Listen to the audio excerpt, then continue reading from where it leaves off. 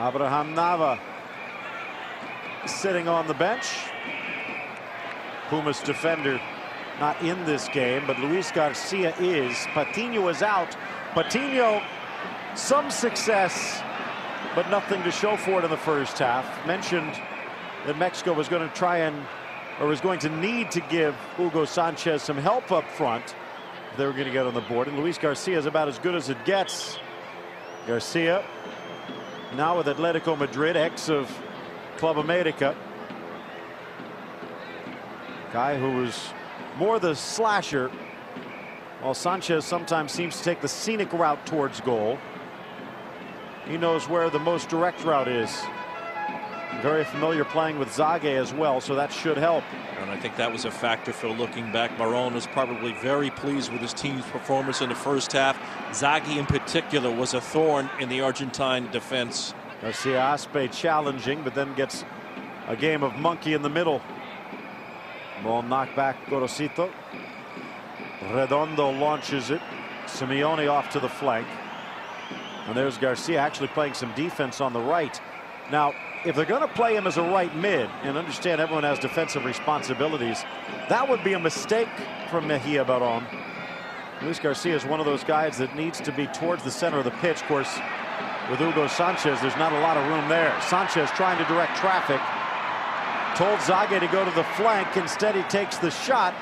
Sanchez was there for a rebound that never came.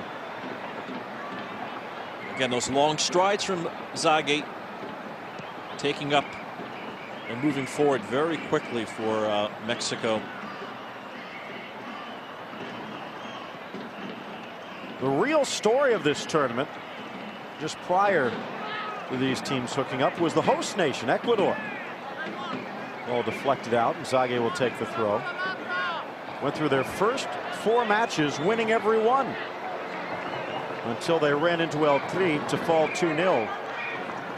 So Mexico putting an end to the Ecuadorian buzzsaw and earning a spot in the final themselves. Well, when you look back, you look at the talent level at all the teams in this tournament. Well, it was a golden generation throughout.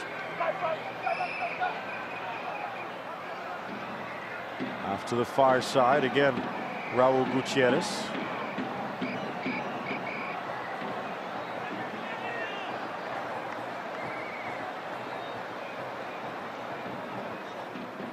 In for Garcia, one of his first touches.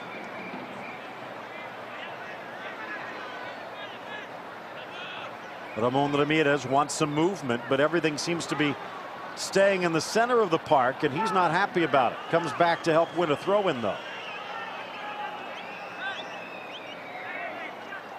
When you talked about some of the great players, Chile, with that great Colo-Colo aside, and players like Fabio Estay from U de Chile, Zambrano, Zamorano. Ecuador with Alex Aguinaga leading his probably one of the prime generations in Ecuadorian soccer. Here's Garcia taking the ball off the boot. Sanchez tries to return the favor, and then Garcia and Zague bang into each other, and the ball bounces free. Oh, that was a shame, wasn't it? Everything was done so well on that play. Sanchez flips it over. Zague and Garcia, they collide here. A little bit of a misunderstanding, and look at that. Comes right straight out to the Argentine defense. Take a look at Paraguay. Chilavert, Struay in the midfield. Gamarra, Celso Ayala in the back.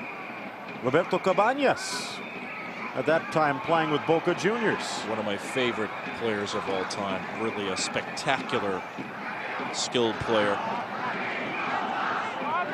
For Peru, the Nene Cubillas era was long over. But Percy Olivares, Roberto Martinez, Roberto Palacios, as Chori was there with Dario Mucho Trigo, Valdir Sainz. They were struggling with the legendary players in this Copa America tournament.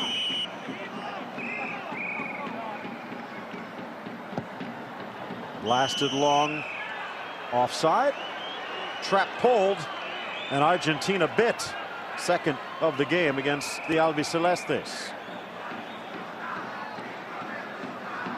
Well, so far nearly played to perfection by Mexico back there. Would it continue? Or would Argentina get the break they had been looking for? For Uruguay,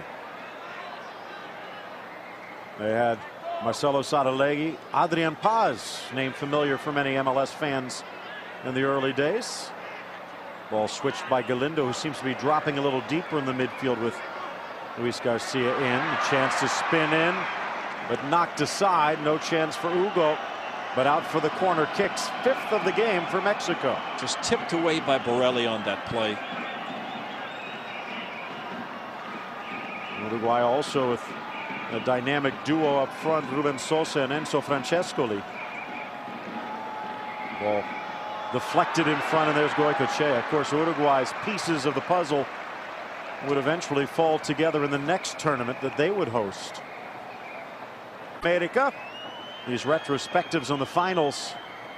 Keep it tuned. We've got all the recent finals and plenty of stars and goals on display. Redondo into the corner.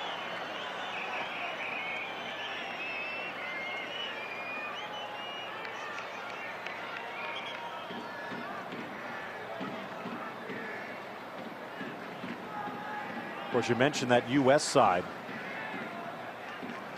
And Tony Meola was playing with the Fort Lauderdale Strikers, but that was not the NASL version.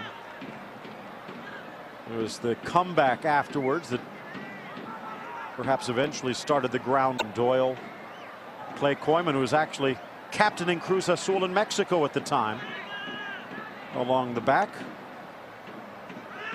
Midfield of Bruce Murray and Tab Ramos. Peter Remis up front. Kobe Jones was still with his dreadlock starter kit at that point, rather than the senior 37-year-old version we have seen of late. Did you have to say senior? I mean, I'm sure he resents that. Just had his birthday, celebrated with a goal. Not a bad way to celebrate. Brad Friedel still going strong.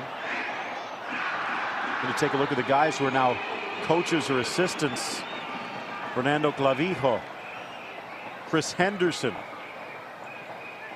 Well, there's some guy named Lawless that was on that roster too that just made some comments about the EPL.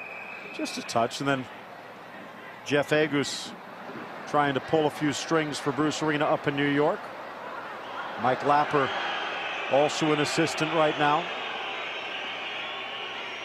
That was, again, like you said, a lot of, don't want to call them amateurs, but that was the time that Bora was putting all the pieces together. Playing, seemed like sometimes 70 games a year. But it would pay off. Now a chance as Hugo lays it out for Garcia Aspe on the flank. Top of the box cross deflected wide. Still no score in the 53rd minute. We've still got a long way to go before we hit the record. In fact, the way the rules have changed, we will never have as long a final as they had way back in 1919. 150 minutes. Played the full 90 scoreless between Brazil and Uruguay. And then played 2 extra time. Trace bit of Murquir into the area. Simeone, but he forgot something, and Claudio Suarez pushes it wide. Well, another fine piece of defending by Suarez there. Just good play overall, Phil, by Simeone as well as the defender Suarez. See Suarez there, he doesn't really make a lot of contact. He waits for that ball to come off the foot of Simeone and just pokes it away. That's all he had to do on that play.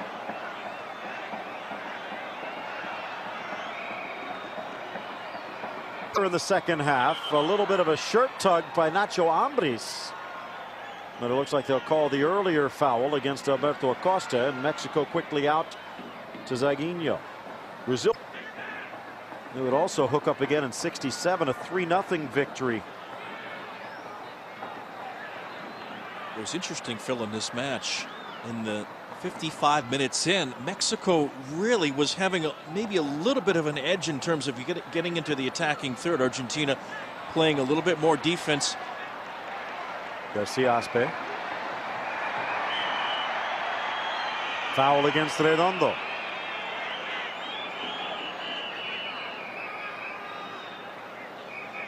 But you had to feel really good if you were a Mexican at this point in this championship match. Goycochea still in goal. Ruggeri substituted by Cáceres in the first half due to an injury.